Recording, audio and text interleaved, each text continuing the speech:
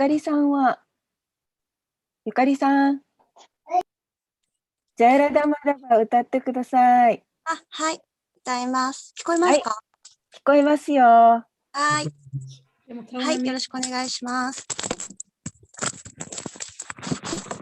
ビデオの顔が見えません。あ、はい、今入れます。ありがとうございます。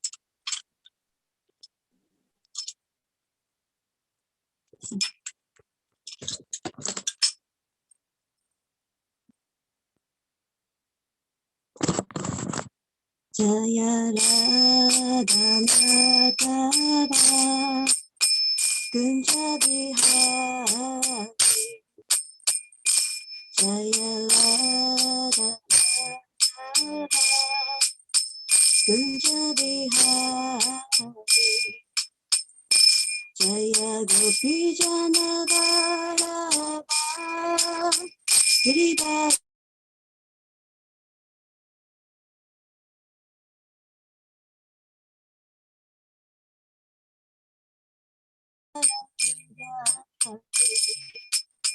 ヤショダナンダダバチャチャダランジャナヤショダナンダダバチャチャダランジャナジャムラジラ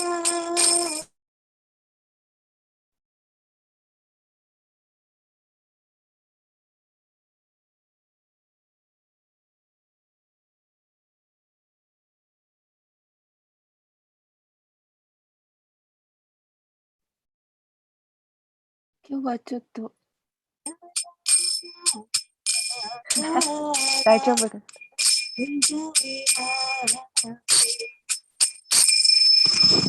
ハレキリシナ、ハレキリシナ、クリシナ、クリシナ、ハレラマ、ハレラマ、ハレラマ、ラマラマ、ハレラマ、ハレキリシナ、ハレキリシナ、クリシナ、クリシナ、ハレハレ。ハレラマハレラマラマハレクリシナハレクリシナクリシナクリシナハレハレラマハレラマラマラマハレジャラダマタバキーはい。ありがとうございました。ありがとうございました。The sound was intermittent, but I ちょっ think と音が聞こえたり聞こえなかったりしましたけど、ありがとうございました。so. We are today we're on Canto 9, Chapter 11, verses 21 and 22. 今日は第9巻11章21節22節ですね。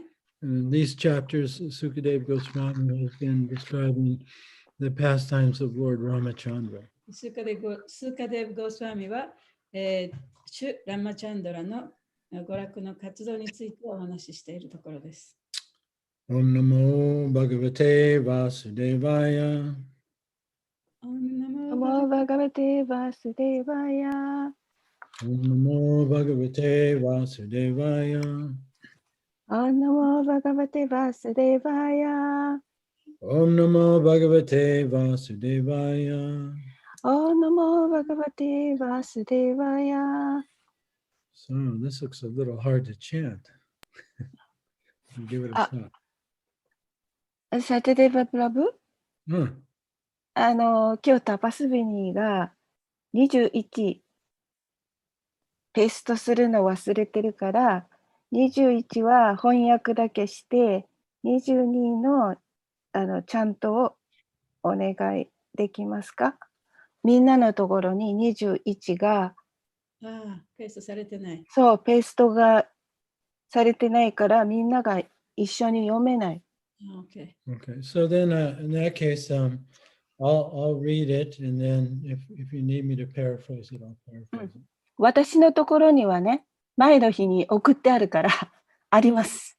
21あるみたいですけど、違いますか？あります？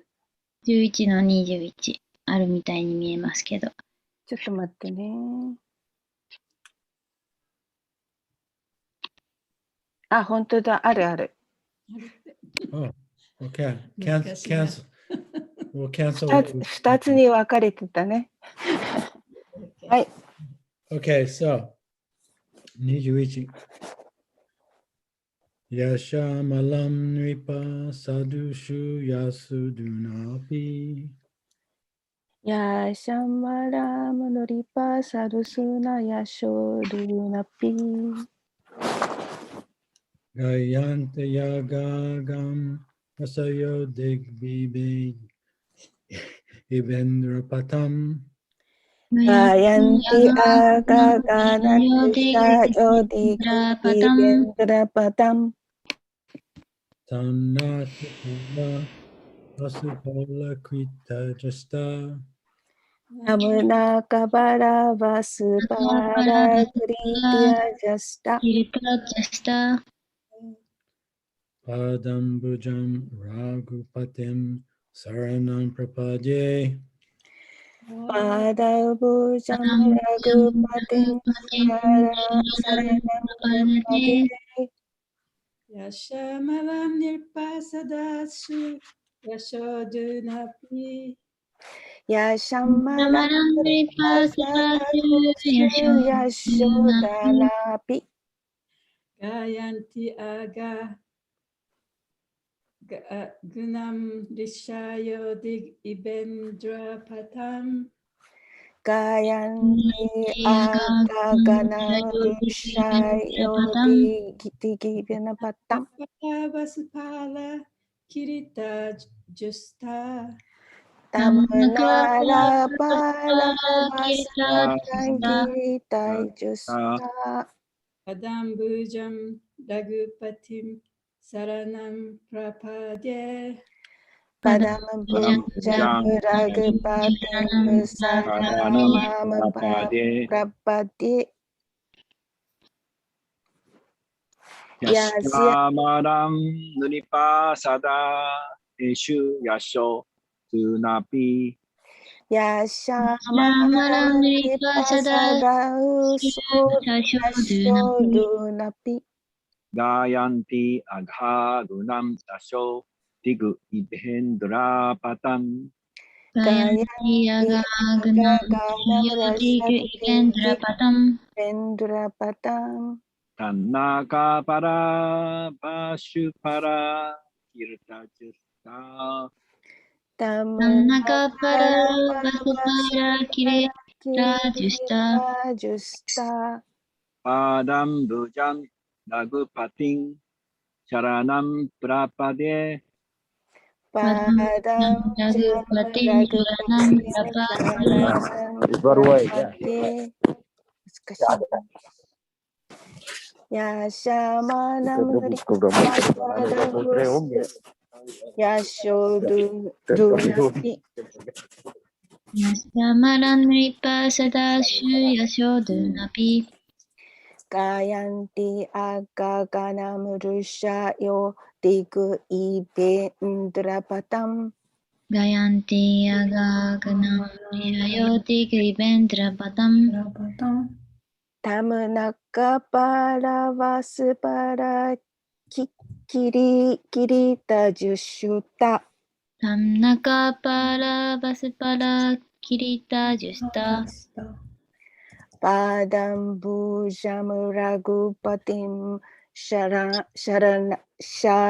ナムプラパディ。パダンブジャムラグパティムシャラナムプラパデ。ヤシャマランリパサダシュヤショドゥナピ。ヤシャマラムリパサダヤショドゥナピ。ガヤンティアガグナムリシャヨディグイベンドラパタン。ガヤンティアガグナムリシャヨディグイベンドラパタン。タムナカパラバスパラキリタジュスタ。タムナカラババスパラキリタジュシタ Padam Bhujan Raghupatin Sharanam Prapade. Padam Bhujamu Raghupatim Sharanam Prapade. Okay, word for word. Yasya, Yasya, whose, referring to Lord Ramachandra's. その方、シュ・ラーマチャンドラの Amalam, アマラム、 spotless, free from material qualities. 火の打ちどころのない、すなわち物質的な質がまるでない。Ripa Sadashu, ヌリッパ・サダシュ、 in the assembly of great emperors like Maharaj Yudhisthira. マハラージャ・ユディシュタラのような偉大な皇帝たちが集まっている中、 Yasha, ヤシャ、 famous glories. 名高い栄光、 Aduna Api, アドゥナ・アピ、 even today. 今日でも、 Gayanti, ガーヤンティ、 glorify. 栄光をたたえる、 Agagnam, アガ・グナム、 which vanquish all sinful reactions. あらゆる罪深い反動を打ち消す、 Rishaya, リシャヤ、 great saintly persons like Markandeya. マルカンデーヤのような偉大な聖人、 Ik Iba Indra Patam, リク・イバ・インドラ・バッタン、 as the ornamental cloth covering the elephant that conquers the directions. 方角を征服する象たちを覆う飾り布のように、 タン That のこと、 Nakapala ナカパラ、 of heavenly demigods, 天界の神々、 Vasupala ワスパラ、 of earthly kings, 地上の王たちの Kirita キリータ、 by the helmets, 兜によって、 Jashta ジャッシュタ、 are worshipped, 礼拝されている、 Pada Ambujam, パーダ・アンブジャン、 whose lotus feet, その方の蓮華の御足、 Raghupatim, ラグパティン、 unto Lord Ramachandra, シュ・ラーマチャンドラに、 Sharanam, シャラナム、 surrender, 身を委ねる、 Prapadye, パパディエ、 I offer. 私は捧げる。 Translation. Lord Ramachandra's spotless name and fame, which vanquish all sinful reactions, are celebrated in all directions, like the ornamental cloth of the victorious elephant that conquers all directions. Great saintly persons like Markandeya Rishi still glorify his characteristics in the assemblies of great emperors like Maharaj Yudhisthira. Similarly, all the saintly kings and all the demigods, including Lord Shiva and Lord Brahma, worship the Lord by bowing down with their helmets, that may offer my obeisances unto his lotus feet. 翻訳です。21節。あらゆる罪深い反動を打ち消してくれるシュ・ラーマチャンドラの一点のシミもないお名前と名声は、あらゆる方角を制覇する勝利を得た像を飾り立てる布のように、あらゆる方角で世に知られています。マールカンディヤ・リシのような偉大な聖人も、マハラージャ・ユディシュラのような偉大な帝王たちが集まる中で、主の性質の栄光をたたえています。同様に、あらゆる聖王たちや、主シバや、主ブラフマーを含むすべての神々も、兜をつけた頭を下げて、主を礼拝しています。主の蓮華の御足に私の尊敬の礼を捧げさせてください。はい。Thank you. Text 22, translation and purport. Lord Ramachandra returned to his abode, to which bhakti yogas are promoted. Bhakti yogis are promoted. This is the place to which all the inhabitants of Ayodhya went after they served the Lord in his manifest pastimes by offering him obeisances, touching his lotus feet, fully observing him as a father-like king, sitting or lying down with him like equals, or just accompanying him. 22節。主ラーマチャンドラはバクティヨーギーたちが目指しているご自身の住居に戻られた。そこは主が姿を現した遊戯の中で、アヨーディアのすべての住民たちが、また頭を下げて蓮華の御足に触れたり、主を父親のような王として仰いだり、まるで主と同等かのように一緒に座ったり、寝転んだり、ただ主について行ったりして仕えた後に行き着いた場所である。はい。Report. The Lord says in Bhagavad Gita, in chapter 4, verse 9, Janma karma chame divyam evam yo veti tatvataha chaktvad deham punar janma naitimam eti sorjuna. One who knows the transcendental nature of my appearance and activities does not, upon leaving the body, take his birth again in this material world, but attains my eternal abode, O Arjuna. 解説です。主はバガバットギーター 4-9 で言っています。ジャンマカルマチャメディビアン、エヴァムヨベティタットバッタハ、ティアクトバデハン、プールナン、プーナールジャンマ、ナイティマームエイティソアジュナ。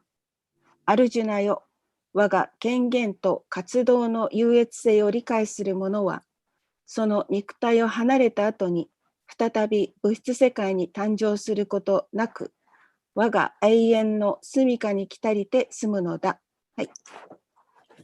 Here it is confirmed, all the inhabitants of Ayodhya, who saw Lord Ramachandra as citizens, served him as servants, sat and talked with him as friends, or were somehow or other present during his reign, went back home, back to Godhead.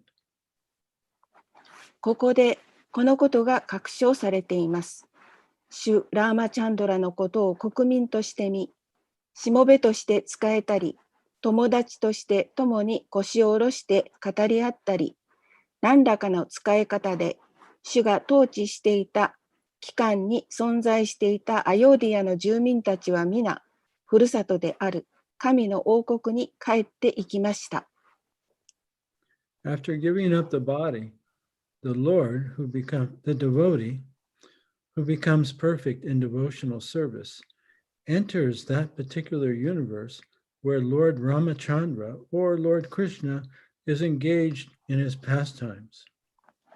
献身奉仕で完全となった献身者は肉体を離れた後、主ラーマチャンドラや主クリシュナが遊戯を繰り広げておられる特別の宇宙に入っていきます。Then, after being trained to serve the Lord in various capacities in that Prakata Lila, the devotee is finally promoted to Sanatan Dhamma, the supreme abode in the spiritual world. それからそのプラカタリーラの中でさまざまな能力に応じて主に仕える訓練を受けてから、献身者はついに精神世界の思考の住居であるサナータナダルマに昇進されるのです。This Sanatan Dhamma is also mentioned in Bhagavad Gita, Parastasmat tu bhavonyo vyakto vyakta sanatana. And this is Bhagavad Gita, chapter 8, verse 20. このサナータナダルマはバガバットギーターの中でも書かれています。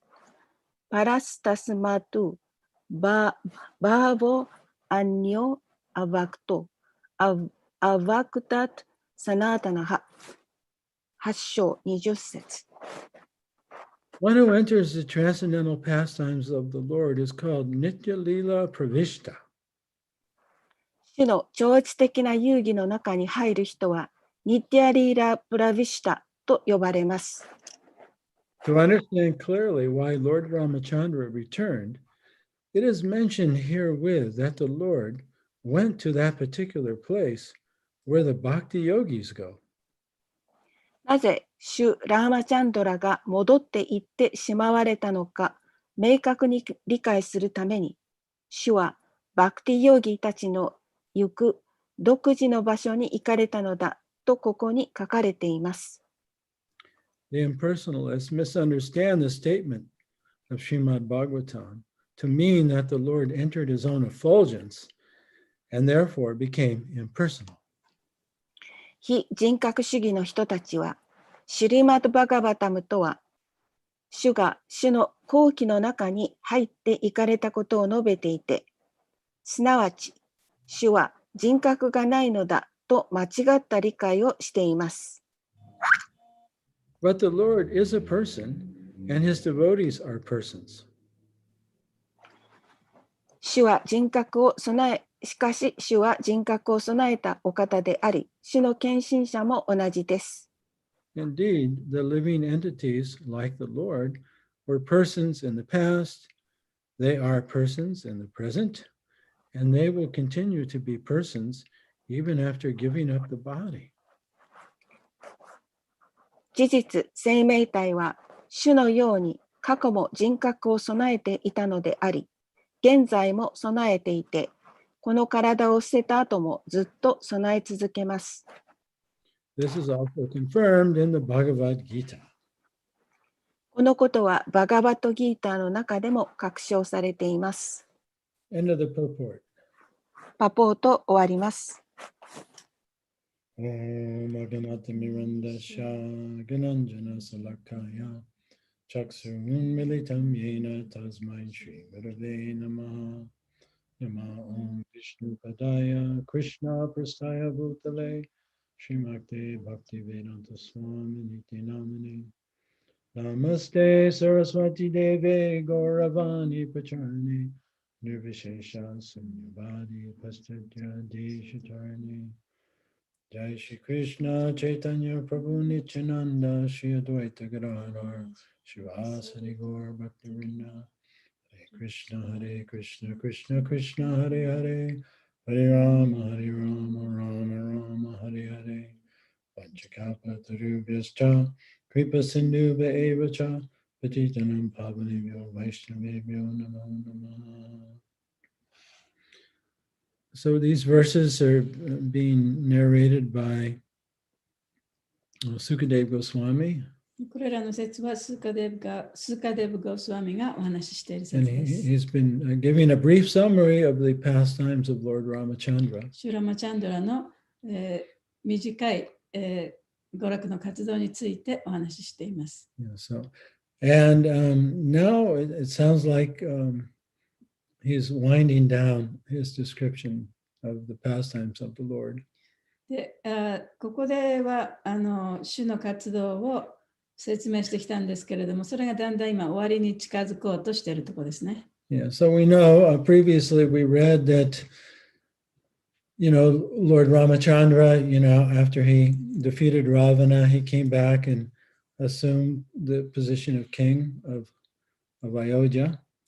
で、ラマチャンドラはそのラバナをやっつけた後に自分の元の王国であるアヨジャに帰ってきました。And sometimes he used to venture out into the population incognito. で、その国に帰ってきたときに、自分の身を隠して、その人々の間にね、間を回ってみたりすることもありました。Right, to hear what people were honestly thinking about his kingdom and the way it was being managed. で、その自分の王国がどんなふうにそのマネージされて、その王国のことを人々がどんなふうに感じているかということを聞くためにそういうことをやったんですね。Yeah, it's very difficult for a leader to estimate what the students or the followers or the common people are thinking when he's present, because everyone puts on their good face. でそのリーダーがいるときにはね、彼の前ではみんなそのいろんなことがうまくいってるように言いますけれども、だから本当のところは一体どうなってるのかを見つけるのはそのリーダーにとったり、あるいは先生にとったり、その上の人たちにとってね、それを見つけるのは大変難しいことです。Anyway, that's another subject. So he overheard, a commoner criticizing Sita, his wife, because Sita was kidnapped by Ravana. So technically, she was in another man's home. で、そうやってる間にね、ある人たちがその自分の奥さんのシータの悪口を言ってるのが聞こえてきたと。というのは、シータはそのラバナによって誘拐されていってしまったわけですよね。で、その他の男の人に誘拐されたということで、彼女はね、不貞を働いたわけではないですけれどもね、他の旦那さん以外の男の人の家に行ったというふうに悪口を言ってる人もいました。So he was considering Sita unchaste, and he was criticizing Ramachandra for staying with her. で、その人はそのシータがね、不貞を働いているのにね、その奥さんとまだ一緒にいると言って、そういうふうに悪口を言ってたんですね。So of course this was silly gossip, offensive gossip, と really. てもそれは無礼なね、噂ではありましたけれども。But as a leader, Lord Ramachandra was concerned because he was an ideal leader.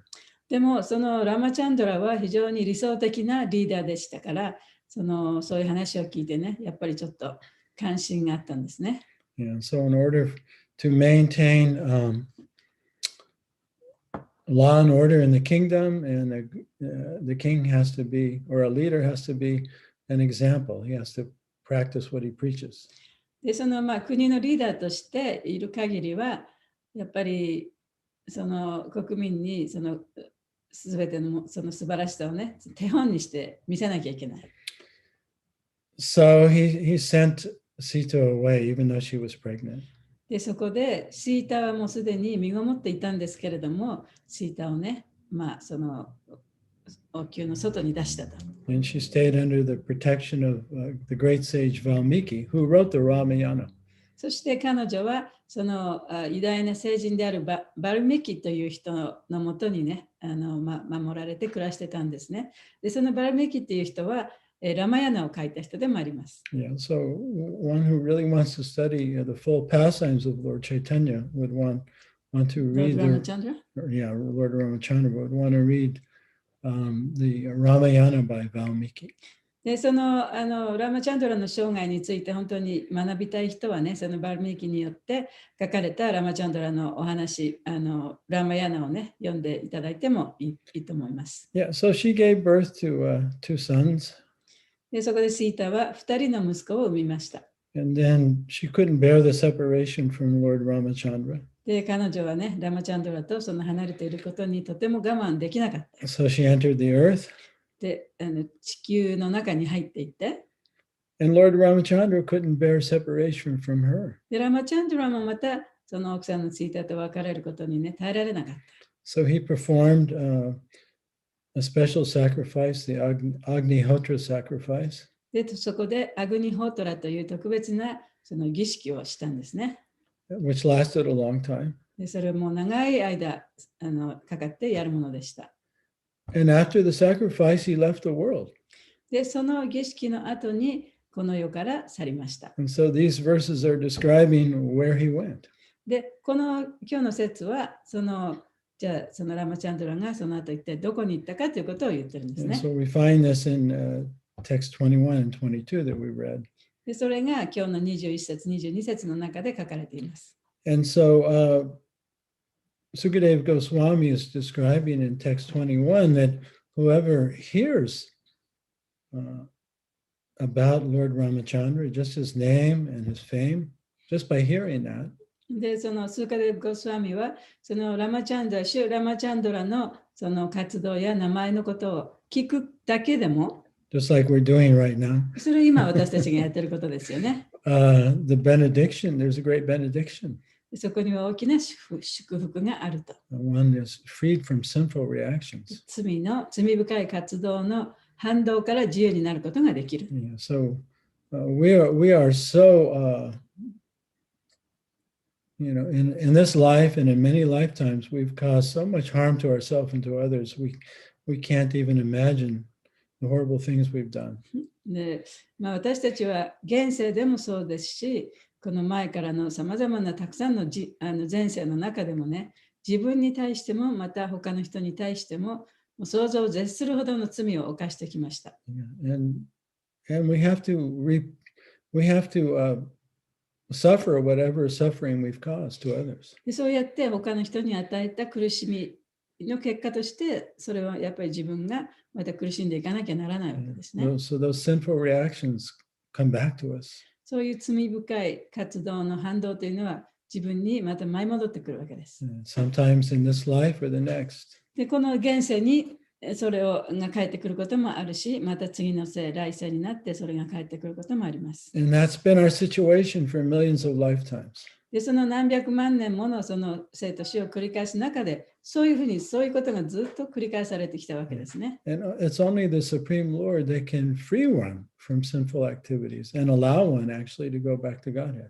そしてしかし最高主だけがその罪の反動、罪深い活動の反動を自由にさせてなくしてくれて、そして、神のもとに帰って行かせてくれることができます。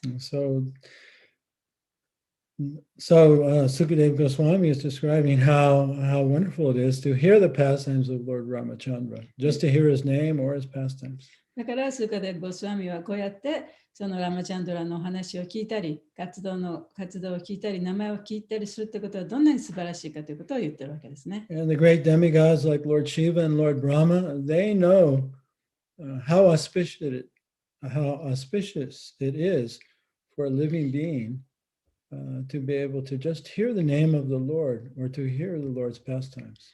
で、シバ神やブラマ神のような偉大な半神たちでさえも、その普通の生命体がね、こうやってシューラマチャンドラのお話を聞いたり、名前を聞いたりすることができるということはどんなに素晴らしいかということを言っています。And so in this verse says that knowing this, they're always bowing down with their helmets touching the ground to the Lord's lotus feet. そして彼らはそのことをちゃんとよく知っていて、その自分の兜をつけたまま、その主のレンゲの御足にね、頭をつけて、その礼拝していると。And then we come to today's, the second verse, verse 22.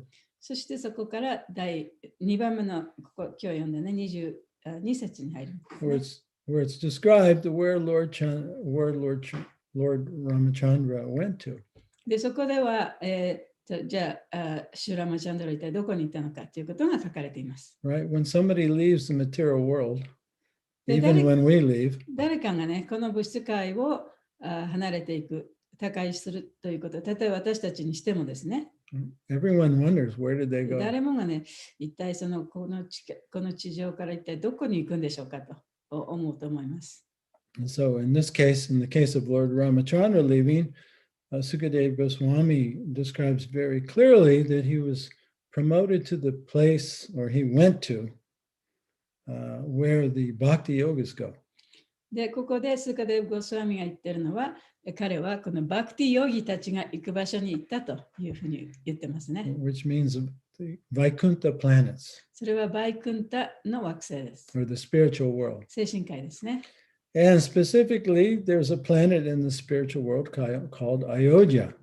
で、特にその精神界の中で、アヨディアという場所があります。Which is the spiritual planet of Lord Ramachandra. で、そこではラマチャンドラがいるその惑星なんですね。And so this verse is saying not only did he go there, but everyone that was present in the kingdom of Lord Ramachandra also went there. で、そこに行くのはそのラマチャンドラばかりではなくて、そのラマチャンドラの王国があった時代にそこに住んでいた人たちもすべてそのラマチャンドラの惑星に行くんだと。Yeah, so everyone who saw the Lord during his routine activities, で、彼が毎日ね、日々のその活動の中でやってた、そういうラマチャンドラを見ることができた。they bowed down when they saw him. そして彼を見るとみんな頭を下げた。Their hearts felt joy when they heard about him. そして彼の話を聞くと心が喜びでいっぱいになった。They went to Ayodhya. そして After they left their body, they そういう went 人 to た the ちはみん spiritual な world. その精神科医のアヨジャっていうところに行ったんですね。What to speak of those who were more intimately related with the Lord? で、もちろん死とね、もっと近しい関係にあった人は言うまでもありません。Yeah, so everyone who was present at the time of Lord Ramachandra in his kingdom eventually joined him in Ayodhya. だからラマチャンドラがその治めていた王国にいた人たちはすべてね、みんなそのアヨジャに行ったわけです。Yeah. So in the purport, Prabhupada, spends a lot of time in the purport explaining how the Lord is a person, how we are persons, and that our ultimate destination is the spiritual world. で、プラブパートはこの解説の中で、主というのは人格のある人であり、私たちもまたその人であるということについて、ね、たくさんの時間を費やして私たちに説明しています。そして、what was the last one? I don't know. We go to spiritual world? Yeah, everyone's ultimate destination そ is し the てそのすべ spiritual ての world. 人の最終的な目的というのはその精神界であると。Because we're eternally persons. というのは私たちは永遠に人だから。And of course, Prabhupada is arguing against the impersonalist perspective. でもちろんプラブパートはここでね、その非人格主義者たちのその見方、考え方というものに議論を呈してますね。And the impersonalist perspective is that when God incarnates, it's actually the impersonal Brahman accepting a material form. And when that material form ends, then that form of God enters back into Brahman. で非人格主義者たちっていうのは、その主のブラマンとしてのその形というか姿ね、それがこの世界に現れたときに人という形を持って現れるけれども、その人となった形がいなくなると、その主はまたその精神界に戻ってブラマンになるんだというふうに言ってます。And that spiritual world is called the Brahma Jyoti. そしてその精神界っていうのはブラマジョティという名前なんです。So they don't believe in spiritual form or spiritual planets. だから彼らにとっては精神的な形、姿とかね、それから精神的な場所というのはね、信じてないんですね。But this verse is saying that the Lord entered that realm that is beyond the Brahma Jyoti. しかし、この説で言ってるのは、その主は亡くなった後に、そのブラマジョティを超えたところに行ったというふうに書かれています。That place where the Bhakti yogis go. でそここそがバクティヨギたちが行く場所であると。So then Prabhupada quotes from the Bhagavad Gita in chapter 4, verse 9. で、プラブパートはここで、バガバドギーターの第4章の9節からの引用をしています。And these verses, especially these beginning verses of chapter 4, are the place where it's the first place actually where Krishna begins to describe himself as God and himself as the Ishvara. で、この第4章という、バガバドギーターの第4章というのは、クリシュナはご自身をそのイシュバラ、神であるっていうふうにね、言ってるところですね。And that he explains how when he incarnates into the material world, he doesn't accept a material form, then he comes directly in a spiritual form. そしてそこで言われているのは、彼が物質界に現れるときには、物質的な体で現れるんではないと。精神的な体を持って、この物質界に現れるんだというふうに言っています。Yeah, so if we study these verses in chapter 4 of Bhagavad Gita, it's very clear that the Lord has a spiritual form and that we have a spiritual form eternally. だからこの第4章を読むとね、主もその精神的な姿を持っており、そして私たちも精神的な姿、形を持っていると。そしてそれが永遠に続いていくのだということが非常に明確に記されています。Which is totally opposite of the impersonalist perspective. でそれはその非人格主義者たちが考えるその人たちの見解とはほぼ反対しているものですよね。Yeah, so the impersonalists, they have a hard time with Bhagavad Gita trying to say that the Bhagavad Gita is pointing to the Brahma Jyoti as the ultimate reality. They have a hard time. Yeah, they can't.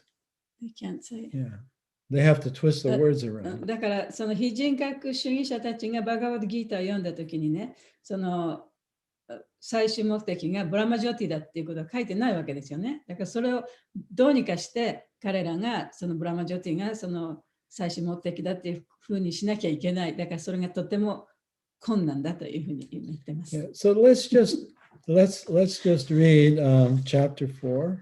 じゃあそのバガバッドギーターの4章を読んでみましょうね。And we're going to look at chapter 4 and chapter 8 because Prabhupada also quotes chapter 8 and also chapter 2. At the end, he doesn't say chapter 2, but at the end of the purport, Prabhupada's referring to chapter 2 of Bhagavad Gita. So let's just look at these three places in Bhagavad Gita Prabhupada is pointing to in his purport. Chapter 2? Chapter Yeah, well, 4. first we'll look at chapter 4, then we'll look at chapter 8, then we'll look at chapter 2. じゃあ最初に第4章の9節ですね。それからチャプター9とチャプター2。First we'll look at chapter 4, 4, yeah. 4, 9. Yeah. Then we'll look at chapter 8. それで8章。 And 8章。 then we'll look at chapter 2. そして2章。Okay, so first Prabhupada quotes from 4:9. はい、最初にプラブパダが引用されたのは4章の9節ですね。But before we look at that, let's look at 6, 7, and 8. でその前に同じ場所の4章の6、7、8を見てみましょう。Where Krishna is describing how when he comes in the material world, he doesn't accept a material form. でそこでクリシュナは、そのクリシュナがこの世に降誕されるときには物質的なその体を持ってきているんではないということを説明してるんです So ね。 he comes in his spiritual form. で精神的な体で来るんだと。 And then those who accept that and understand that, でそれを受け入れて、それをちゃんと理解できるものは、 they become eligible to also go to the spiritual world. 彼らもまた精神界に帰っていくことができると。 Okay, so let's look at 6. はい、じゃあ 6節読んでみますね。 Ajopi san avyatma, bhutanam ishvaropi san, prakritam swamadishtaya, sambhavami atmamayaya. Although I am unborn and my transcendental body never deteriorates, and although I am the Lord of all living entities, I still appear in every millennium in my original transcendental form. はい、じゃあ第4章の6節です。私は生まれることなく、滅することなく、私の超越的体は恒常不変である。私はすべての生物の思考主であるが、どの時代にも現象の超越的な姿で出現する。Now let's look at verse 9.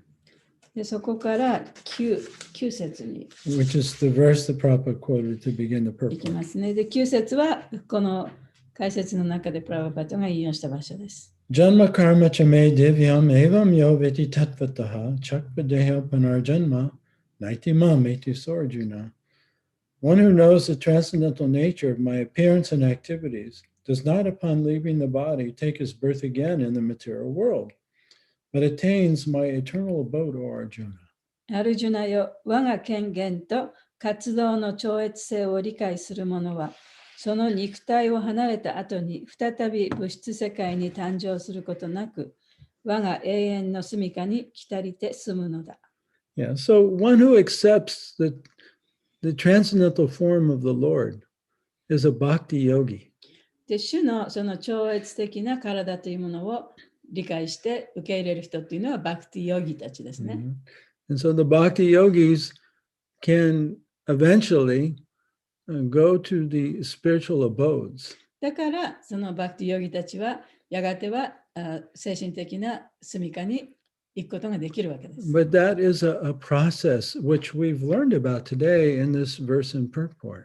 しかしそれは過程であり、今日読んだところに書かれていることですね。So in the purport, Prabhupada, he explains that one who's a bhakti yogi in this material world, practicing bhakti yogi, で、このバクティヨギたちはこの物質世界でまずそのバクティヨガを勉強していると。when he perfects himself, そしてそこで完成に達すると、right? When he no longer identifies with his mind or body, ということは、もうすでに自分はこの体ではない、このマインドではないということを理解した、悟ったということですよね。right? Has no more material そ desires して物質的な願望もなくなる。and is realize that he's the eternal servant of the そ Lord して自分はその主の永遠な召使いだということを悟る。and is fully surrendered to the Lord. そして主に完璧に身を委ねる。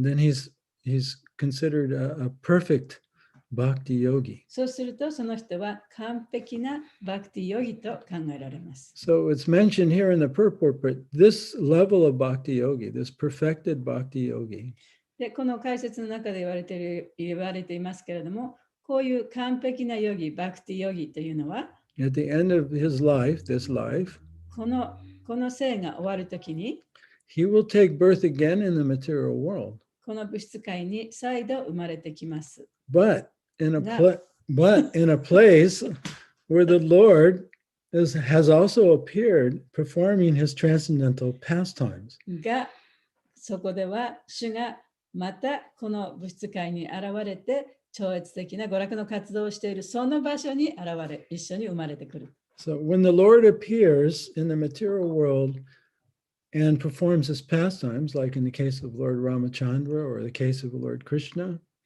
主がこの物質界に降誕されて、その娯楽の活動をなさるとき、それはラマチャンドラもそうでしたし、それからクリシュナもそうでしたよね。that's called Prakata Lila. それはプラカタリラと言われます。We see this word here in the purport. 解説の中でその言葉が出てますね。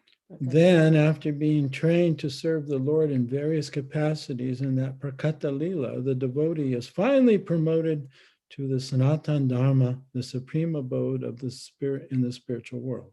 で、そのプラカタリラの中で、その献身奉仕を完璧に、なるようにこう修練した後で、その主の、住処である精神界にサナタナダーマに帰っていくんだと。Yeah, so the Lord's Lila is always going on. だから主のリラっていうのは常にもう行われているわけですね。Always going on in the spiritual world. 精神世界でも常にそういうことが行われています。But it's not always going on in the material で world. も物質界でそれがずっと行われているとは限らない。Yeah. So when the Lord descends into the material world in his transcendental form, だから主がこの地球上に超越的な姿でもって現れた時には、and he also appears with all his devotees. その彼のディボーティたちも一緒に現れるんです Yeah, ね。and many of them are also from the spiritual world. でその中の多くは精神界からその主と一緒に交談してきた人です、ね。So the pastimes going on in the spiritual world are called aprakata, which means unmanifest or unmanifest here. でその精神界で行われるさまざまなリラ、さまざまな活動っていうのはアプラカタリラと言って、アプラカタっていうのはまだ起こってない状態のことっていう意味ですね。起こってないっていうのはこの地上で起こってないという意味ですね。But when the Lord appears here and performs his pastimes, there are manifest pastimes or prakata lila. しかし、主がこの地に降りてきてくださって、さまざまな活動をするとき、それはプラカタリラといって、ここでもって権限された、表された活動という意味になります。Yeah, so the bhakti yogis that have been performing bhakti yoga for many lifetimes and finally perfected themselves, で、バクティヨギはその何年間もバクティヨガを勉強して、そしてそれを完成させた。they get an opportunity to appear where the Lord has appeared in the material world. そうすると、そういう人たちは、主がこの地に降誕されたその場所にまた誕生することができる。And then, when the Lord winds up his pastimes, they go with him to the spiritual そして world. そこでもって主の活動が、この地上での主の活動が終わると、主と共に精神科医に一緒に帰っていくことができる。And so many of the residents of Ayodhya that were present at the time of Lord Ramachandra, they're actually in that category of bhakti yogi. だからそのシューラマチャンドラがこの地上にいて、彼の王国でもって一緒にいた人たちっていうのは、それと同じ種類の人たち、バクティヨギと同じ種類の人たちだったんですね。And so it's described in this verse that when Lord Ramachandra returned to his Vaikuntha abode called Ayodhya, they also returned with him. だからラマチャンドラがこの力なくなって精神界であるそのバイクンタの中のアヨジャっていうところに戻っていったときに、彼の王国にいた国民たち、その他の人たちもすべてみんなそのアヨジャに戻っていったと言われています。But of course, the impersonalists, they don't believe in a spiritual world with form and planets. And 非人格主義者たちっていうのは、その精神的な姿を持った精神界っていうのは信じてないんですね。But Bhagavad Gita, Lord Krishna, he talks about his eternal abode. しかし、バガバダギーターの中で、クリシュナは彼の永遠なる住処ということを説明しています。And we find that in chapter 8 of Bhagavad で、 Gita, そのことはバガバダギーターの8章に書いてあるんですね。 which Prabhupada quoted in today's purport as 820. で、プラブパートはそれを、今日の説の中で8章の20節に書いてあると言っています。Parastasmatu bhavanyo vyakto vyaktat sanatana yasa sarveshu bhuteshu nasyatsu na vinashyati. And yet, there is another unmanifest nature, we would call that aprakata, which is eternal and is transcendental to this manifested and unmanifest matter. It is supreme and never annihilated. When all the world is annihilated, that part remains as it is. 第8章の20節です。だが、この権限、未権限の現象を超えて、現れていない自然がもう一つ実在する。それは思考であり、決して滅びることなく、この世のすべてが消滅してもそのまま残る。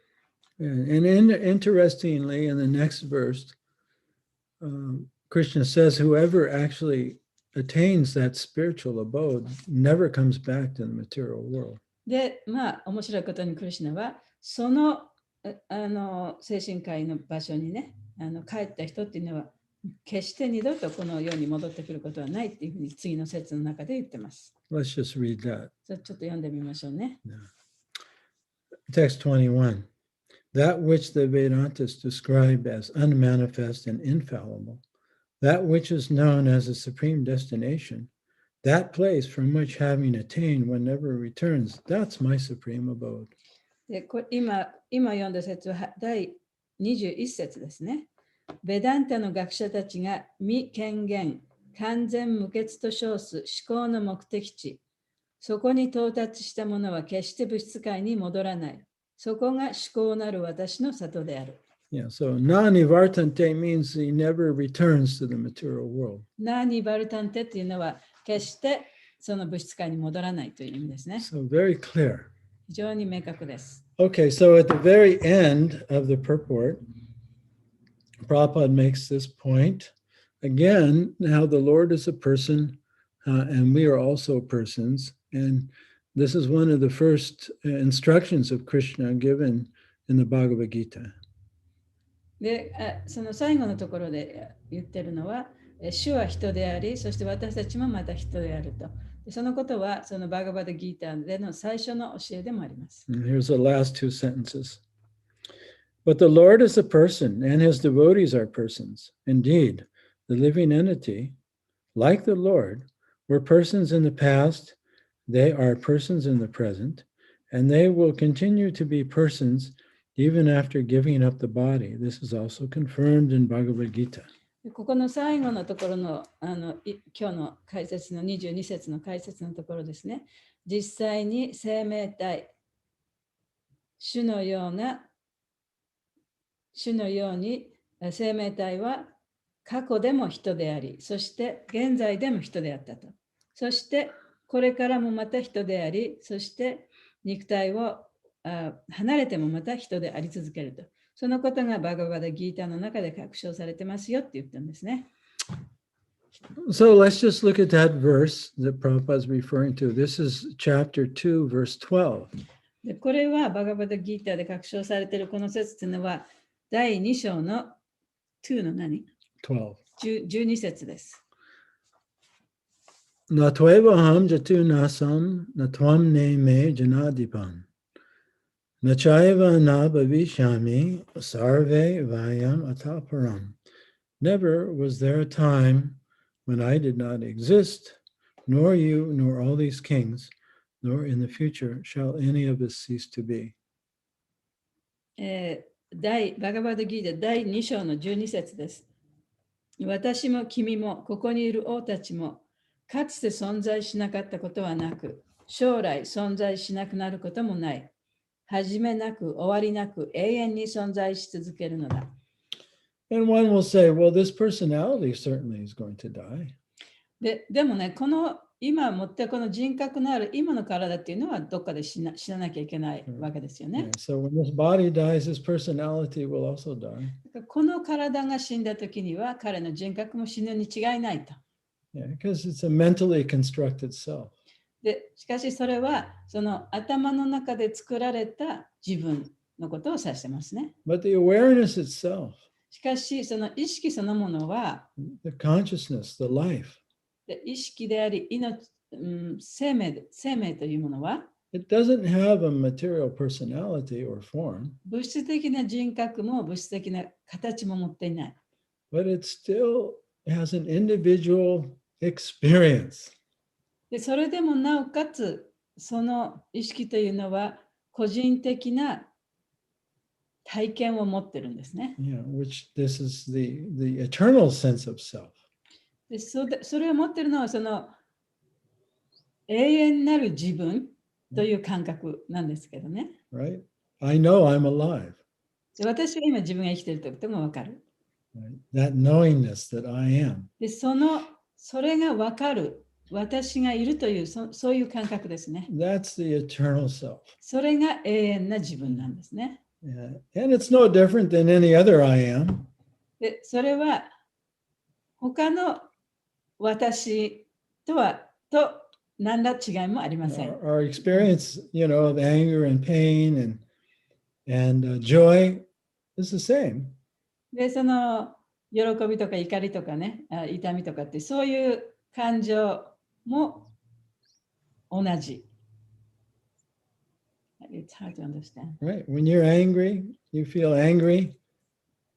で例えばね、その自分が怒ってる時には自分が怒ってるっていうふうにちゃんと分かりますよね。Right? When I'm angry, anger feels the same. You're feeling angry, I'm feeling angry. That feeling of angry is the same. その怒りの感覚っていうのはね、例えば私が怒ってても、彼が怒ってても、その怒りの感覚そのものはね、同じものです。Right? Or you bite into a delicious strawberry. で例えば、そのとても美味しいね、そのストロベリーをちょっと食べた、イチゴを食べた。Right? The experience of that taste is the same. で、その美味しい味わいっていうのは誰にとってもそれが美味しいと感じるはずですよね。But I don't know your experience. それでも私はあなたが感じたその体験はわからない。And you don't know mine. であなたも私がどういうふうに感じているかということもわからない。Because we're individuals. というのはそれは私たちは個別であるから。And that aspect of ourself, the awareness, the eternal awareness is eternally an individual. だからその部分っていうのはね、その永遠にその個人的なものなんですね。We never lose that sense of I am. これが自分っていうその感覚っていうのは永遠に変わっていかない。それがなくなることはない。Even though we've had millions of lives. でたとえ私たちはもう何百年も何百万年も生きてきたわけですけれどもね。And millions of personalities. でそこでもって何百万ものその人格を持って違う人格を持って生きてきたわけですよ We've ね。been in millions of dramas and played millions of parts. でその中で何百万のものドラマの中で何百万もの役を演じてきたわけじゃないですか。So Krishna is saying there's never a time he wasn't a person, never a time where you weren't a person. だからクリシュナが言ってるのはその私がその人格を持った人でなかったことは絶対にないよと。でお前もまたそうなんだ。お前も人格でなかった時は絶対ないんだよと言ってるんですね。And there'll never be a time where you or I cease to be a person. それからこれから将来的にも私がその人格を持った人でない時もないし、お前がまたそうでない時もないんだと。This is Krishna's second instruction in the Bhagavad Gita. でこれはクリシュナがそのバガバダギータの中で私たちに授けてくれた2番目のその教えなんですね。Where actually he destroys the philosophy of impersonalism. でそこでもってその非人格主義者たちのその哲学をね、ここで打ち負かしてるわけです。Yeah, where he explains how the soul is eternal, but eternally an individual. でまあその魂というのはその永遠なものだと。しかもその永遠だけではなくて永久にその個人として永遠なんだと。Yeah. So in this verse today, it's supporting this perspective that the Lord is eternal and that he returned to his abode, and all of those who are present with him also returned to Ayodhya. で、今日の説が言っているところは、この主というのは、永遠であって、そしてその主と共に一緒にいた人たちというのも、また主がその他界なさるときにアヨジャに帰っていったと。で主と一緒に地上でもって過ごした人たちもまた一緒にアヨジャに帰っていくことができた。And then what we also especially learned today, that's relevant to us, で、私たちに特にね、私たちに関係のあること、今日学んだことでね。that some of the living beings that were present with Lord Ramachandra were bhakti yogis who had just perfected themselves and now had taken birth in the same place and time as when Lord Ramachandra appeared to have his pastimes here.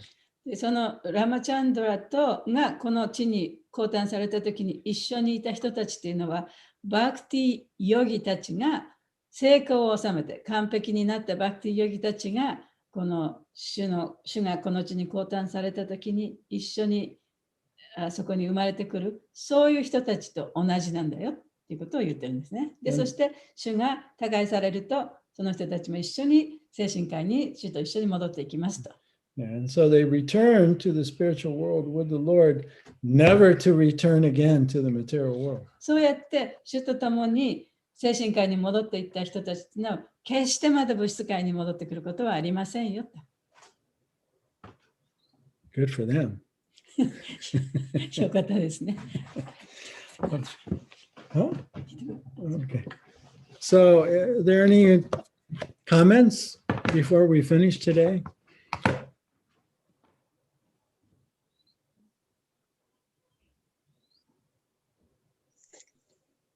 今日はたくさん言ってもらったので、ちょっとまとまりがちょっとつきにくかったです。You told us so many things, so it was difficult for me, which is the best point for me. The point is different according to the person I know. So for me, I cannot find out. I will read again my notes. Okay. すいません。なんかいっぱいいっぱいあったんで、どれが私にとってのポイントかっていうのがまだまとまりませんでしたので、ちょっとノート取ってるからそのノートで今日は後で まとめてみます。はい。今日難しかったね。難しかった。そう、白かもすごい難しかった。難しかったけど。うん、そう。 It's a でも very unfamiliar concept, you know. What's that? Your eternal individuality is eternally your individual. Yeah, that's why a lot of persons become impersonalists, because that it appears more logical. That it dies at that. 普通の考え方からするとね、人が死んだらそこでもってその人の個人的なその意識だったり体験だったりするのはそこで終わるんじゃないかと思いますよね。だから非人格的な人にとっては当然そこで終わってしまうと思うね。でも本当はそうじゃないんだよってクリシュナは言ってるわけでしょうね。それがずっと続いてきます。永遠に続きますよって。その辺がちょっと難しかったですね。そうですね、そこはちょっとまだ分かりづらいところがありました。こう経験だよって体験だよって教えてもらったんだけど、今思ってることが、その本当に次の世代、自分の来世に持っていけるのかどうかっていうか、それは分からないんだよっていうふうに解釈したんですけど、でも体験は持っていけると。それは正しいですかね。ちょっとその辺難しかったんですよ。So your experience of I am will continue eternally. Yeah. But your thought, whatever you making it up in your head, you cannot. It's not going to stay with you. Well, even now they don't stay with us. They come and go. まあね、そうね。まあ自分で考えたこととか感じたことっていうのはつながってはいかないよね。例えば現世の中でさえもその自分の思考だとか感情とかっていうのは永遠ではないですよね。はい、それわかります。朝考えていることと夜考えていることが違ってるし、自分の中でも。でも体験したことが残るっていう、それが。So what you experienced as an individual soul will continue? Well, that's just a memory. So what continues? The one who's experiencing. 体験そのものが残るわけではなくて、体験している人、本当の自分の存在が残ってくる。But that part of us has nothing to do with the material world. その部分というのは、今私たちが感じたり体験したりしていること、それとは全く別の次元の自分ですね。そこの部分が残っていくということね。例えば自分がここにいるっていうのは誰にも教わらなくても誰にも言われなくても分かるね。自分の存在っていうか、その感覚が残っていくっていうことじゃない？それは自分であって他の人とは違う自分なわけでしょ。そのインディビジュアリティがずっと続いていくっていうことなんじゃないですか。So that part that knows that I exist, that's never changing. でその自分がここにいるっていう感覚っていうのは今の現世においても決して変わることはないね。小さい時もそういうふうに感じてた。感じるというか感覚として分かってたね。今もそうですね。だからその感覚はずっと永遠につながっていくということですね。Everything else is changing. で他のものはすべてもう一瞬一瞬変わっていきますから。We have a river of thoughts, a river of feelings, a river of sensations. There's nothing that stays the same. 思考も感覚も感情もね、川のようなもので常にこう流れてきては消えていくものですけれども。But the one who's aware of it's not. でもそういうものを体験している人、体験しているものっていうのは常にそこにある。そこにあるからこそ体験が逆に言うとね、体験できる。それはずっと続いていくということですね。And Bhakti yogis say that's a person. で、バクティヨギが言うのは、そうやってその体験をちゃんと体験しているなと感じている人がバクティヨギだと。And the impersonalists say, no, there's no person there. That's an illusion. で、非人格主義者は、いや、それは人ではないんだ。そんなところに人はいないって言っちゃうんですね。で、それは幻想にしか過ぎないっていうふうに言っちゃうんですね。そこがヨギとバクティヨギの違い。ヨギじゃなくて非人格主義者とバクティヨギの違い。But Krishna says, no, that's a person. で、クリシュナはそこでもってそういうことを体験している人っていうのは人なんだよって言ってるんですね。人格を持った人がちゃんと体験してるんだよって言ってるんですね。そう、ちょっと分かってきた。少しわかりつつあります。すごい難しい。でも体験してそれを感じる。その感じたことは残っていく。でも自分で思ったことは残るわけではない。感じも残らないけれども、感じが残るっていうよりも感じっていうか、痛いと思ったらその痛いという感覚は体験として残る。そうではない。痛いのは感覚でしょ、痛いというのは体に感じる感覚でしょ。だから感覚は残らない。しかしその痛いっていうのを感じているなっていうふうになんていうの、目撃している人。わかりますかね。そういった感覚とか感情の背後にいる人ね。それが本当の自分だと。その感覚が残っていくんだ。残っていくっていうか続いていくんだっていうこと。That's the only thing we actually do know. 本当に言葉で言うと難しいのかな、そうすると。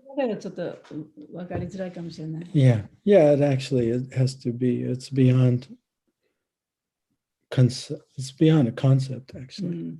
その概念では分からないね。言葉っていうか、なんていうの？いろんな言葉でいろんな概念で考えてみてもちょっと分かりづらいかもしれませんね。So Krishna points it out, and then we have to realize it. クリシュナはそういうふうに言ってるんだから、それを私たちは悟らなきゃいけないわけですよ。But it's significant that Krishna points it out. でもここでクリシュナがそのことを指摘してるっていうことが大切なことであってね。So we accept, the personalist philosophy based on Krishna's words, but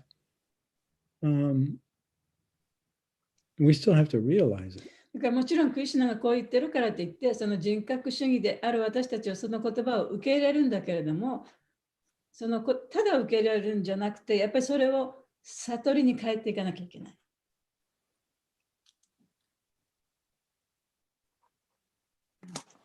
そういうことですね。感じるまではちょっといろいろ思ってみます。感じるという。でも悟りまでは今はちょっと今の私には難しいかなと思っています。少しずつ。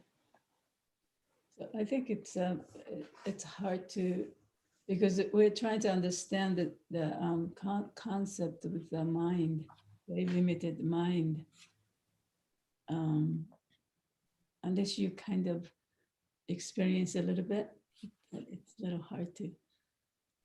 Yes, I think we need to understand step by step. So lower step to and up steps. So I have to experience the lower step and then higher steps, and then I can come to the realization. Lower step is to chant. ちゃんとしながら、その感情が流れていく様、思考が流れていく様、感覚が流れていく様を体験することによって分かっていくんじゃない？ We have to inquire. でやっぱり聞いてみなきゃいけないこともあるね。Tato Brahma Jigyansa. Now is the time to inquire. あとブラマジギャーサ。今こそ聞くべき時だと。Yeah, so we have to ask ourselves, who's aware of the thought? だから自分に、それ誰に聞くって自分に聞いてみるんですね。What is that? じゃあ誰がそのことをね、意識してるの？誰がそのことを自覚してるんですか？ What is it that knows it's not changing? で、じゃあその不変な部分っていうのを知ってる人っていうのは一体誰なんだろうか？ Right? Who's hearing the mantra? 誰がマントラを聞いてるんでしょうか？ And who knows when the attention wanders off to a thought? で、その自分の心の集中がちょっと溶けてどっかにこうね、ブラブラどっかに行ってしまったっていうのが分かるのは一体誰なんでしょうか？ Who brings the attention back to the mantra? そしてその心の集中をまたマントラに戻そうとしているのは一体誰なんでしょうか？ Yeah, so the practice of bhakti yoga will bring us to the realization of Krishna's words. だからバクティヨガの修練というのはクリシュナの言葉というのをね、私たちにそういう形で教えてくれてる。はい、修練します。頑張ってください。 But I thought it's significant that, we don't read many places where it describes where the bhakti yogi goes. で、そのバクティヨギがね、この他界したら一体どこに行くかっていうことを説明している箇所っていうのはあんまりないんですね。だから今日の説はとてもね、そういう意味で大事なところだと思います。Yeah, and when are you qualified to join Krishna's pastime somewhere in the material world? で、それは、What's it? When are you qualified for that? Krishna, Prabhupada said, the one who is perfected. で、そのね、この地上でもってクリシュナとのそのリラ、娯楽の活動の中で完成を遂げた人だけが精神科に帰れると。So that was, that's an instruction we don't find in every で、 purport. これはね、割と珍しい解説ですよね。あまり聞いたことのない解説です So ね。 I thought today's purport is very significant for us. で、今日のその解説っていうのは私たちにとってとても大切だと思いました。なんか質問が入って、リアルゴピーさんからなんかチャットの方で質問ですって書いてますよ。はい。読んでください。Hare Krishna Prabhuji, this is Sudama. あ、ちょっと待ってくださいね。誰から来てるの？須田さん？そうじゃないですかね。はい、どうぞ。It is from me. Yes, Mataji. Yes. Hey. It was like nice explanation like about the Brahman. But I want to know like how this Brahman concept of Brahman actually exists in us as a living entity. How it comes, and do we be impersonal to only to the God or all to the living entities, and what is actually its root cause?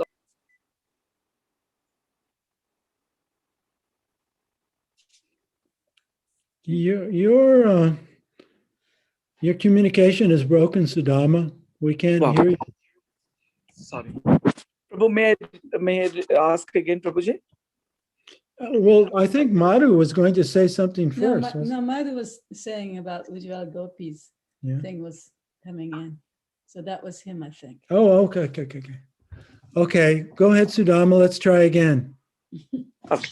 Yeah. So about the impersonal Brahman concept, Prabhuji, in the Bhagavad Gita, it is written that Mayavadis have that understanding of the impersonal Brahman, which is rejecting the form of the Lord. What is the cause of this in our heart? What is the cause of this anartha in the heart of the living entity? How it comes and how I can overcome it? Yeah. So actually, our teaching is that. Okay. その非人格主義者たちはね、そのブラマジョティ、要するにその死というのはその人格がなくてその光である、ブラマジョティというね、光であるっていうことだけを信じているけれども、それを私たちがそのことを信じてしまうのは一体どうしてなのか。で、それをじゃあどういうふうにね、どういうふうに見方をしていけばいいのかということですね。Yeah. Thank you, Sudama. That's an interesting question. 須田さん、とても面白い質問ありがとうございます。So, of course, everything is answered in Bhagavad Gita. もちろんね、答えはすべてバガバッドギーターにあるんですけどね。The answer to this question really is in chapter 9. それはね、第9章に書かれています。But first, let's say that the absolute truth is both impersonal and personal. 絶対真理というのは、その非人格的な側面もあるし、人格的な側面、その両者を兼ね備えています。Yeah, so we are one. で、私たちは一つですね。Yeah, that awareness, consciousness is one. で、意識っていうものは一つです。But it's also two. それでも二つあるんですね。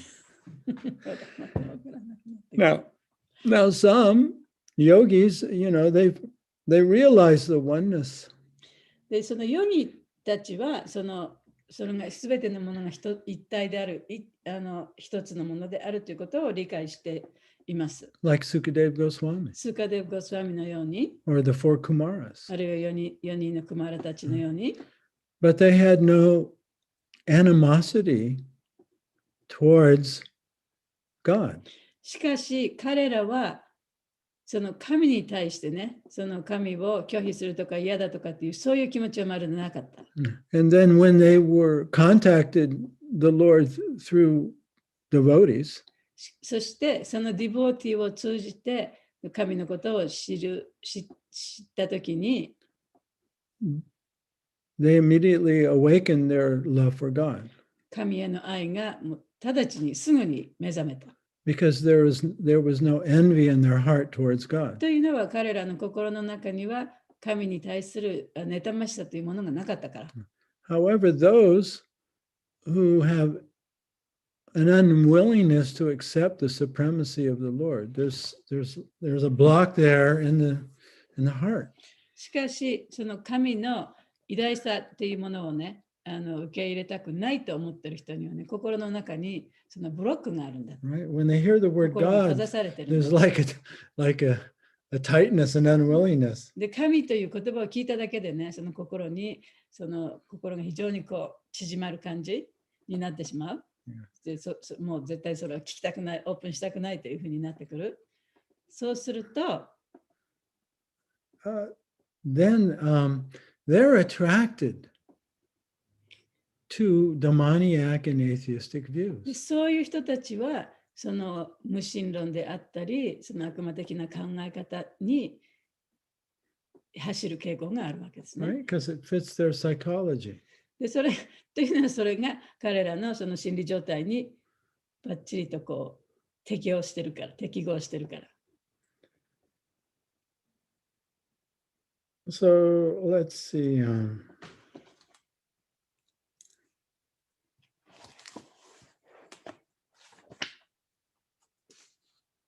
Oh, yes.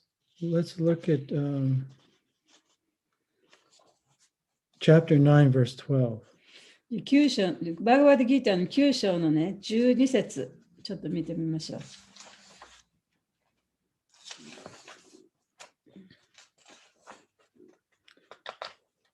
Actually, let's look at 11 too. 11節読んでみますね。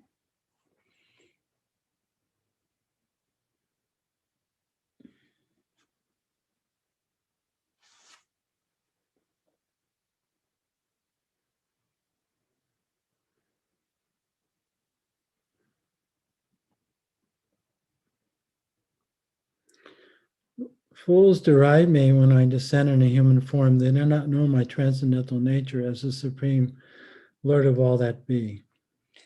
第9章の11節です。人の姿で私が降誕するとき、愚かな人々は私を侮る。彼らは万有万物の思考主である私の超越的質を知らない。12. Those who are thus bewildered are attracted by demoniac and atheistic views. In that deluded condition, their hopes for liberation, their fruitive activities, and their culture of knowledge are all defeated. 第12節、このように迷える人々は悪質で無神論的思想に見せられる。そのような惑わされた状態にいては、解放への希望も成果を求める活動も知識の習得もすべてが無駄となってしまう。Yeah, so it's this. There's Bhaktivinoda Thakur. He describes how the soul, when it becomes conditioned, develops this kind of animosity towards God. でバクティベノタクラはね、そういう神に対するその敵対心を持ったようなその魂というのことについて説明してますね。Right? We're not only in competition with God, but we're in competition with all other living beings. でそういう人たちっていうのは神とその競争しているばかりでなく、他の生命体に対しても全ての生命体と競争しなきゃいけなくなっちゃうんですね。Yeah, so one who has acquired this animosity towards the Lord is attracted to philosophies that will either tell you that you're God or that there is no God.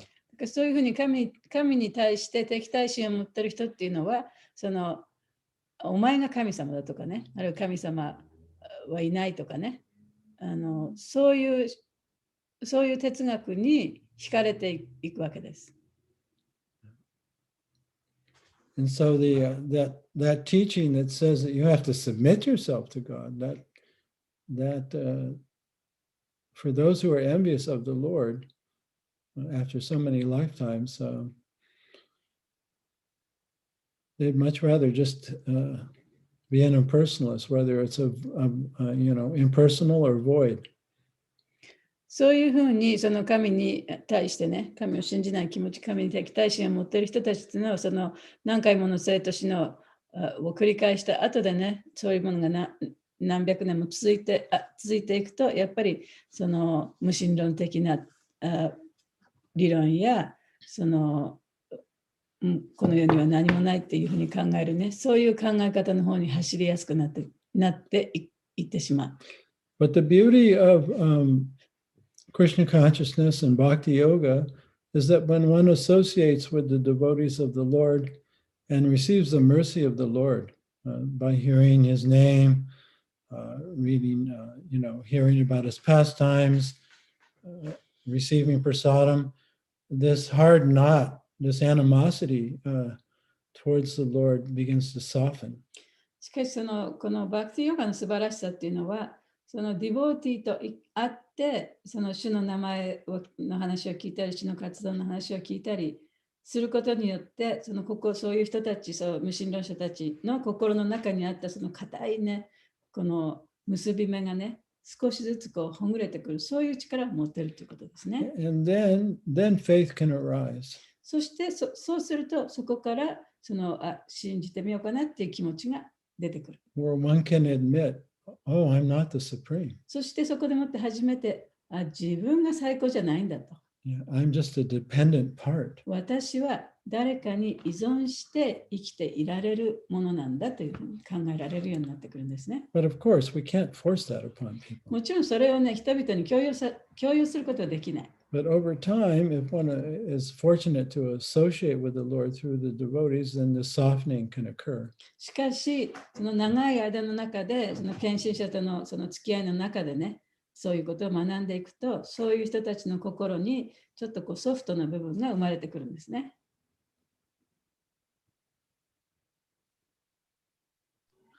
Thank you very much, Prabhuji. It's really very, very clear for me now why it is and what is the cause of this impersonalism in me or other living entities, which is actually not able to clearly understand who the God is and how He's helping us. Really clear, very much clear to me, Prabhuji. Now, thank you very much, Prabhuji. Thank you. ハレクシナ、すいません。私も質問があります。バガバットギーターの12章の6節は、その非人格的な要素に見せられるものの向上は非常に難しいって書いてて、常に困難がつきまとうって書いてるんで、これはブラフマン、思考のブラフマンを瞑想する人は、難しい、悟りは難しいって意味だと思うんですけど、その一個前の、12章の、3と4節のところが気になってて、しかし絶対真理の無機質な概念は知覚を超えあまねく変満し捉えがたく不変不動である。この未権限の要素を完全に崇拝する者は諸感覚を制御し誰に対しても公平で万人の幸福のために活動し最後には私のもとに来るって書いてあるんですけど、これはパラマートマのことかブラフマンのことかどっちかなっていうのが質問です。で、最後には私の元に来るって書いてるから、そういうブラフマジョーティに入っていくような非人格を瞑想する人でも、これは最終的には、クリシュナのところに、まあ長い道のりだけど、困難もつきまとうけど来るっていう意味なのか、パラマートマのことを意味しているのか、どっちでしょうか。Okay. Did you get it? No, not all. So she says the Gita is 12:34. 3, 4? Yeah, She didn't say 6, 7? 6, 7. 12の、バース3 and 4。Oh, okay. Yeah. All right, go on. It says 絶対真理の無機質な概念はって。What is it in English? Those who fully worship the unmanifest, that which lies beyond the perception of the senses, the all-pervading, inconceivable, unchanging, fixed and immovable, the impersonal conception of the absolute truth, by controlling the various senses and being equally disposed to everyone, such persons engaged in the welfare of all at last achieve me. So that means the people who are impersonalist, who is believing in Brahmajyoti, or is just the people who are believing in Paramatma? They might have lots of difficulties, but they practice, and then at last, they will come to me, right? So who are they referring? Who is he referring to? Well, he's referring to actually everyone. I mean, the whole purpose of the material world is to rectify the living being, the fallen soul. これはそのすべての人のことを指していてね。で結局この物質界に生きているすべての人の最終目的はその神のもとに行くことであると。でだからそしてここの世界にいる人たちはすべてその下落した魂なんだと。でその人たちがこういうふうにしていかなきゃいけないよということを言ってるんだ。But those, not everyone has faith in God. でもその中でも誰もがその神を信じているわけではない。So they can't directly take to devotional service. そういう人たちはその直接ね、献身奉仕に従事することはできません。But the nature of the material world is suffering, everything's temporary. 物質界のその質というのはね、本質というのはその全てのものが一時的であってみんな苦しんでいると。And that drives one to want to awaken spiritually. しかしそのためにその精神的に目覚めようと人々はしてくるわけですね。And so many of them take up the impersonal path. で、その中でもその非人格的な道に進む人もいる。It's not so much that, they want realization. で、その彼らが悟りをすごく望んでいるわけではない。And they want freedom from suffering. 本当はその苦しみから逃れたい一心でそういうふうになっていくわけですね。And the impersonal practices are very effective at that. で、非人格的なその修練というのはとてもね、そういう意味では簡単っていうか、割と手軽にできることなんだ。Right? And they have some realization that I'm an eternal being. They don't have? They do. で、自分はその永遠な自分魂というのはね、その永遠なもんだっていうことは分かってるんだと。But still no faith in God. そういうことが分かってても神を信じることはない。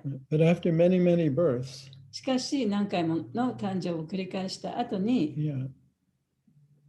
if they are fortunate, その人が幸運であれば、and they receive the seed of bhakti, they receive the seed of faith in God. その神を信じるというね、その種をね、どっかからもらうことができる。Right? And they have no more resistance toward そう God. すると、神に対するその拒否感とか敵対心というものがなくなってくる。And then their bhakti can bloom very quickly. そうすると、バクティはそこで素早く花開くことができると。So that's why Krishna says eventually they also come to him. だからこそ、その最終的にね、みんな私の元にやってきますって書いてある。 But it's a まあそういうことだ。 process that may take a long しか time. しそれはその過程であって長い時間がかかるかもしれない。 And actually, this process of the personal and the impersonal, and the process that they take is described very nicely, I think, in the purport to 11, verse 11. Let's see. その非人格的な過程、そして人格的な過程ということについてちゃんと説明されている説があるんですけれども、 Not それは 11, it's in 13 maybe. 12, 13?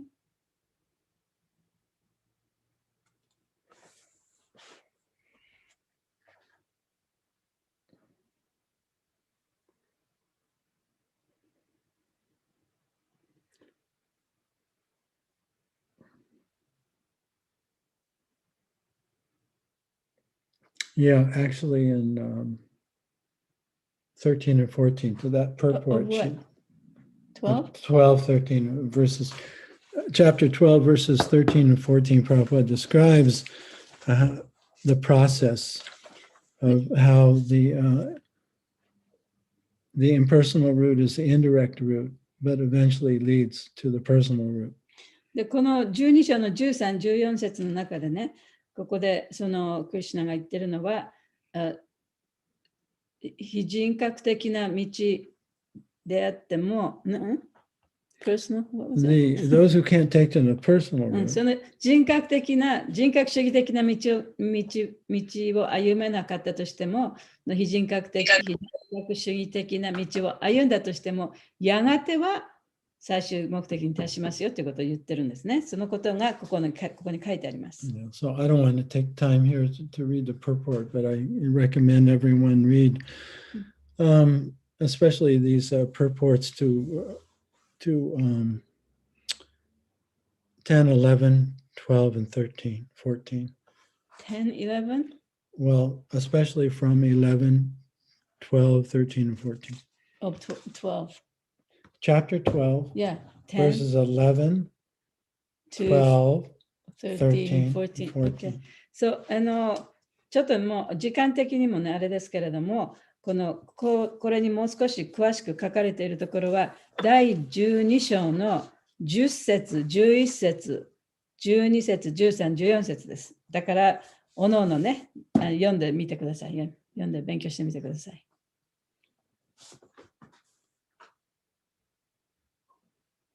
ありがとうございました。はい。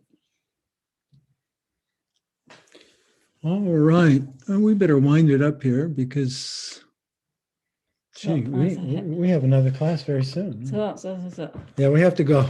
はい、ありがとうございました。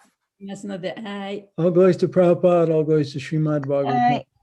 来週は入門式があるんですよね。そうですか？火曜日そうだね。そう。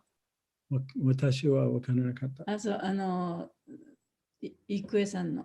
Oh, so no class or no class for us? でもあれ夜じゃない入門式。そう、夜、すずちゃんと。すずちゃんもあんの？はい。二人でやんの？マハビシュヌさんと、カビチャンダラスワミ、両方。すずちゃんがカビチャンダラマーラジで、郁恵ちゃんがマハビシュヌ先生。それは夜でしょ？7時。はっきり決まってんのかな？大体決まってるらしい。7時半からですね。7時半からですね。はい。じゃあ、クラスはあってもいい？夜ね。そう、入門式は夜だから、クラスは朝だから。はい、お願いします。クラスありますよ、朝の。はい。はい。はい、すいません。はい、ありがとうございます。